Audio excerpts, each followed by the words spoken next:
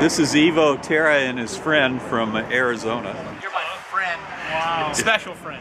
All right. Really special. And he's a longtime podcaster, and he's here in the line at the Apple store, which goes 85 people that way, and probably hundreds of people down that way. So what's been happening so far here in Austin? You know, I just rolled in here probably 2 hours ago, and we went and got our badges. Very important stuff. We got to get the badge. Went checked into the hotel. Went and found a place I'm going to go drink beer tonight. Where's that? Probably the Ginger Man. Excellent high choice. up on my list. A lot of choices there. Yeah, I've not been to this one, but there's one in Manhattan that's really fantastic. Hundreds of beers. Yeah, that's definitely my place. Yeah. And that's it. So now we're just waiting up because the iPad 2s are here, and I made fun of my wife for buying an iPad simply because I wanted to wait and have the iPad 2 before her. So tell her. Okay, I won't say a word. Yeah. So what went through your decision-making process to get an iPad 2? How long did it take you to make up your mind? As soon as my friend Jeff here said, hey, they're going to sell the iPad 2s at South by, want one? I went, yeah, okay. That's about it.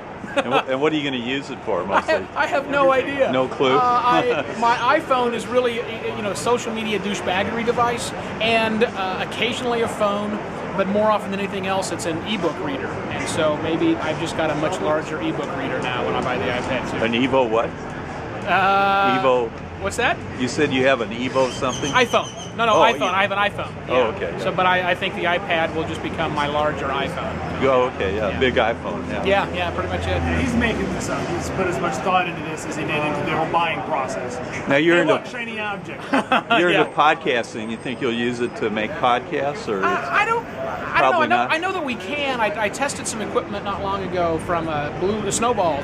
Snowball, Blue, yeah. sure, yeah. They have a little device that connects to the bottom of an iPad, and you can do a real nice quiet. That's to be very quiet recording, right? There's no moving parts. That'd be really fantastic. But the stuff that I do tends to be a little bit more editing required these days. Right. And so I kind of need a rig and a system set up. But it would be great to just capture some live event stuff. So it's possible. It'd be interesting because the new iPad too, they have iMovie and GarageBand are supposed to be really upgraded as enough horsepower to run both. So I don't know why you couldn't run Audacity and record and do all that. Who knows? I mean, I like the little small self-contained units, so maybe we'll see. I got to hold one first. And tell us about your podcasting, the evolution of your podcasting. How you got into that. Sure. What you did with that and all that. So I started my podcasting by being in radio. We were using a blog to distribute out show notes before there was a thing called podcasting. And then we heard of podcasting. I went, hey, this works. We're going to make an MP3 files. We got a blog. Let's put it together. So October 14th, 2004, we had our first episode of the podcast go live. And so I was like podcaster number 40. I wrote Podcasting for Dummies, launched an entire podcast network with some friends. Which was called? That was called FarPoint Media, and it's still going strong these days. I haven't been involved with it for about 2 years now, and launched audiobooks.com. We've got about 500 different audiobooks you can get for free, serialized, delivered as a podcast, whether on audiobook or eventually will be audiobooks. And so it's a fun and evolving method. And you have future plans for podcasting? Tons of plans, but there's always some cool thing to do.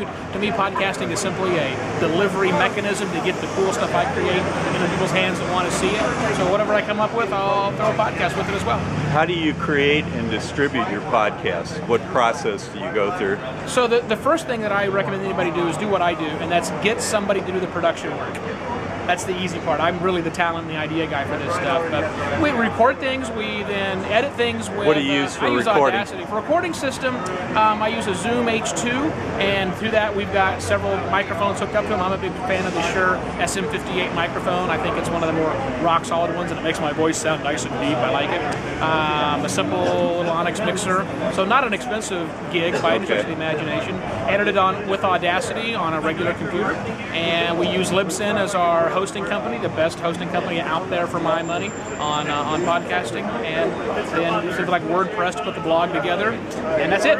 Pretty quick and simple. And you're on? How do you get your podcasts on iTunes? Oh, iTunes is a snap. You just figure out what your podcast feed is. Go to the iTunes store, go to podcast, say add a podcast right in the middle, drop your feed in there, and suddenly iTunes has it distributed to the world. So a piece of cake. It ties into you have to do that through Libsyn, or do you do it I do it directly on myself. iTunes? You can do everything through Libsyn. They'll take everything soup to nuts for you. Yeah. I prefer a little more control over the look and the feel of that, and so I just use Libsyn as a hosting company and then create my own podcast feed, which is easy. WordPress does it automatically. It's a snap. So you're here at South by. It's fairly overwhelming. What do you are going to try to get out of it? What little piece or chunk of it do you hope to get out of this event? So it's my first time coming to South by. It's been on my radar for many years to come and do this. I don't have much of an agenda. There's a couple of publishing panels which are kind of neat to me, a couple of other things interesting me. I'm just really here to have fun and see what this thing is all about, and then when I really kind of figure out what it is, then I'll write down all the cool stuff I want to do. Maybe we'll come back next year and cool. hit it all. How about you? What are you trying to pull out of here? I come for the people. The panels Just meet people. Yeah. Panels are okay, but a lot of that information you can get online. I try to find new panels, things the way. Hi. She's the Whirl Girl. There are 2 Whirl Girls here, and they're giving away cars. 2 cars. It's like Oprah. Right. There's one under our seat, right? I just reach under my seat and there's a car, That's right? So anyway, I'm glad to hook into you guys. You were kind of captive here in line. Yeah, so. we're not going anywhere. We got another hour before we open up and get a new phone or a new iPad. So yeah, you're number 86, and I think you're number 87. I'm number 85. When I did the store, and if you saw, but the employees that were going back and forth with water came by again, but now they have the Apple shirts on. Oh, now we can know who they are. Yeah. Now we know who they are. Before it was very mysterious. Give me your coordinates so people can find you on the web. Oh, I'm all over the web. If you just search for my name, Evo Terra, whatever comes up, Evo Terra one gets of those. you. All Pretty right. simple. Yeah, you're pretty high ranked. I'm ubiquitous, they say. Right. They say, Okay. yeah. Thank you. And what are your coordinates on the web? Jay Moriarty on Twitter and improvmedia.com on the web. All right, great. Thanks, guys. Appreciate Thanks, it. Bob.